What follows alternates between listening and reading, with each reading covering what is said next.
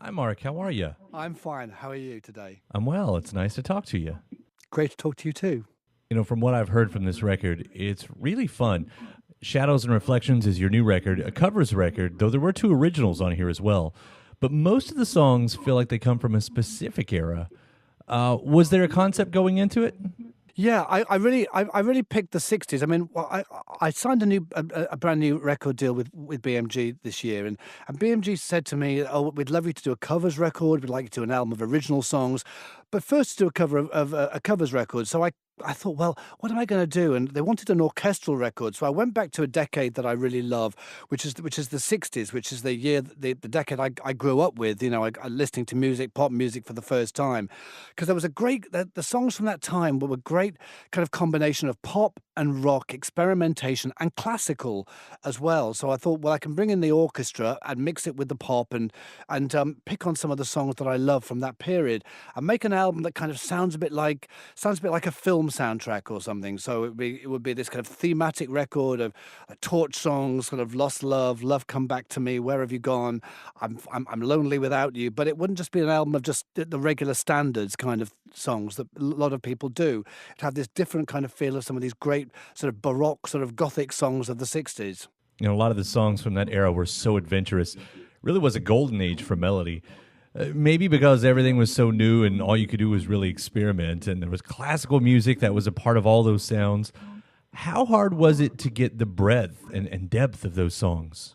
Well, first of all, I worked with a great producer and musical arranger, Mike Stevens, who's worked with Annie Lennox and ELO amongst lots of other people. So he's got that mix of sort of classical and pop, and he's a great kind of MD. And I wanted to work with someone who could not sort of totally reinvent the songs, because you can't totally reinvent them. You have to kind of pay tribute and pay homage really to the arrangements on some of those records, because that's what makes the sound of the records as much as the vocals or the lyrics or anything else.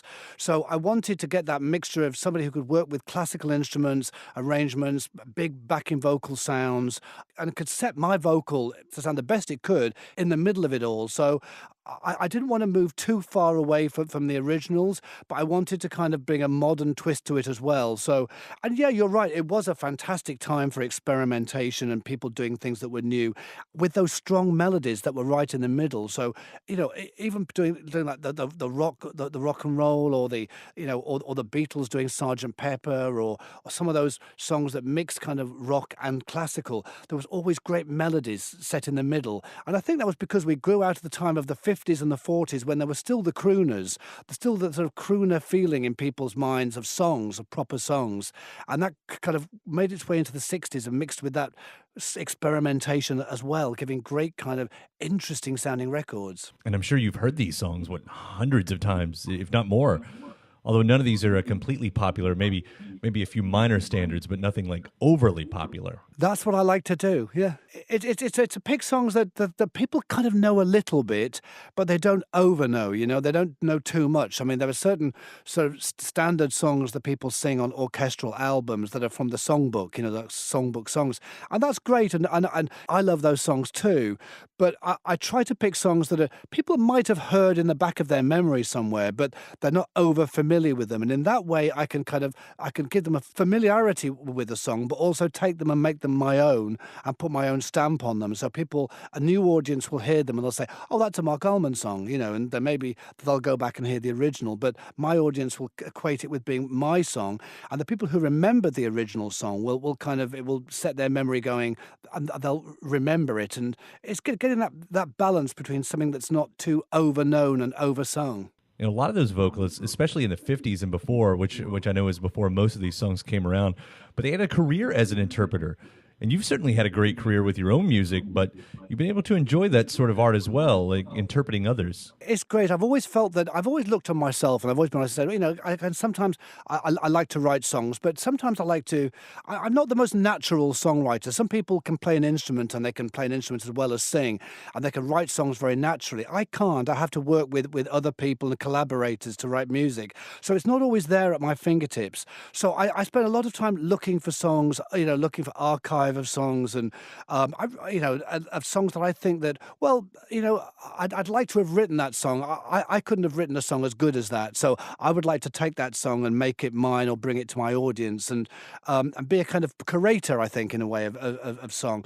I think there are great loads of hundreds of songs out there that are fantastic songs, which a lot of people have maybe forgotten about or not aware about. Or, for example, with Tainted Love, for example, was, right back then, we took a song that was not really a big hit at the time. It was quite a pretty obscure song, kind of known in the kind of 60s soul circles and things. And we took it and gave a stamp to it and did something original, different with it, and made it our own song. And I still love to do that. With that said, there are two originals on this record, right? Yep. I wrote with a regular songwriting partner and producer of mine, Christopher Braid, who's based in Los Angeles, and who's a songwriter. He works with Sia, with a lot of different people, and he's been my main collaborative songwriter over the past few years.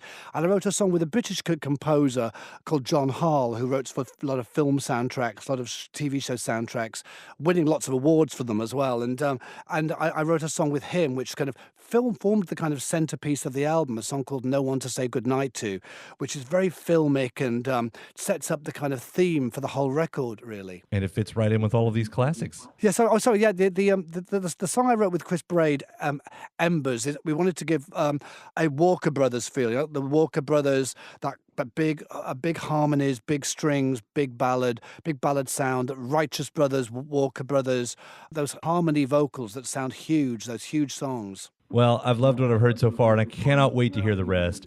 It was really great talking with you, Marc. It was great to talk to you too, and thank you so much. All right, take care. Bye-bye.